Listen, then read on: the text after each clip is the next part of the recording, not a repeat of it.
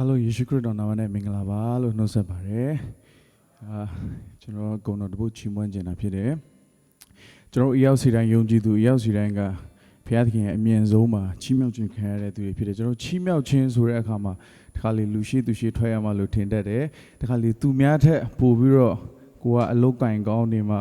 သူများထက်ပိုပြီးတော့ဝင်ငွေကောင်းနေမှာချီးမြှောက်ခြင်းလို့ခံတတ်တယ်